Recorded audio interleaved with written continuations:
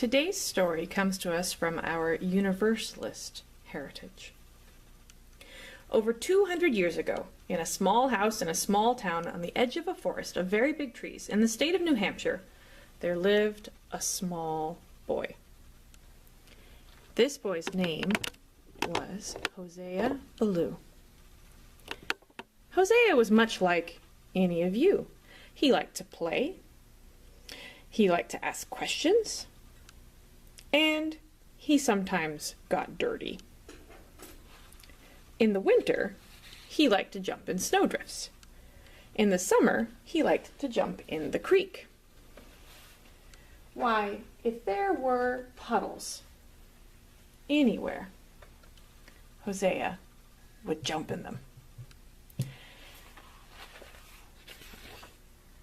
And in the spring, when it had been raining a lot and it had made mud, Hosea would jump in the mud. He liked that it was soft and squishy. He liked when it was thick and sticky. If it hadn't quite rained enough, no problem. Hosea would carry the water to the dirt and create his own mud puddles. He liked to poke sticks into the puddles and make mud dams. He liked to paddle about with his feet. Yes, Hosea loved mud. But you can imagine that not everybody in his family liked mud quite as much as Hosea did. Hosea's mother had died when he was not quite 2, and so 2 of his older sisters took care of him. His sister, who was in charge of the laundry, didn't really love taking all of Hosea's muddy clothes and having to scrub them. Or everybody else's clothes too, after Hosea shook all the mud all over his family members. But she loved Hosea, and so she did. And Hosea's older sister, who gave all of the younger brothers and sisters their baths, didn't like having to scrub all that mud off of Hosea. And Hosea, just like the other children, didn't like having baths either, when it meant that he had to stand in a wash tub in front of the fire and have water dumped over his head. But his sister loved him, so they always took him home and washed him and dried him and made him clean. And then Hosea's sisters would go to their father and say, "Father, please tell Hosea to stop playing in the mud." And their father would say, "Hosea, you must stop playing in the mud." "Why?" asked Hosea. "Because," said his father, who was one of the preachers in the Baptist church the family went to, "just as we try to live a good life, to be kind to other people, and to follow God's plan, we also try to stay clean." "Yes, Father," said Hosea. And after that day he did indeed try to stay clean. But it wasn't easy. He stopped splashing in the puddles on purpose, and he tried to walk around them. But even when he went out to do his chores, sometimes he had to walk through a puddle to get to the chickens to feed them, and sometimes if he was already dirty, well, it didn't seem like it would be too much harm to just splash a little bit. And sometimes, despite his best intentions, Hosea would still get completely covered in mud.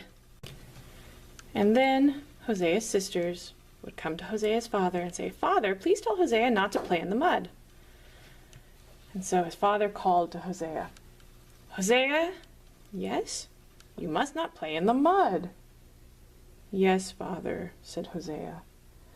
He was sad, because he had truly tried not to get muddy, most of the time anyway. "Are you very angry with me, Father?" "I am disappointed in you, Hosea, and I am a little angry with you." Hosea hung his head. "Do you still love me?" "Hosea," said his father, and his father didn't sound stern anymore, "I will always love you, Hosea, no matter what you do."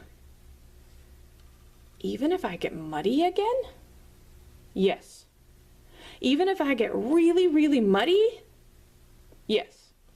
Even if I get mud all the way up to my eyebrows and between my fingers and my toes and in my hair? Even then, Hosea, said his father with a smile. But remember, Hosea, you must try to stay clean. I'll remember, and I'll try, Hosea promised. And he did. As Hosea grew up, he remained very curious. When Hosea was a teenager, he asked his father, "Father, how can it be that our church believes that God will only let in 1,000 people into heaven, even if many of the thousands of people who don't get in led good lives?" His father didn't have an answer for that question. Another time, Hosea said, "Father, if I had the power to create a living creature, and if I knew that that creature would have a miserable life, would suffer and die, and then go to hell and be miserable forever, and I went ahead and created it anyway, would that be a good thing or a bad thing? And would I be good or bad?" His father didn't have an answer for that question either, and so Hosea had to go and find his own answers. He found them by reading the Bible, a book with many stories about religious people and about God. He went to some Universalist churches and asked more questions there. And at the age of 19, Hosea decided that he believed in universal salvation, which is the idea that everyone everywhere, everyone in the universe will be given salvation. Eventually, everyone will be saved from hell. And not only did Hosea believe that God would let more than 1,000 people into heaven, Hosea Ballou believed that God would eventually let everyone into heaven, good and bad. "How can you believe that?" asked his father. "How can you believe that God would let bad people into heaven?" "Because, Father, I remember what you told me when I was small. I believe that even if God is disappointed in his children or a little angry with them, he will always love them and want them to be happy no matter what they do, or no matter how muddy they are."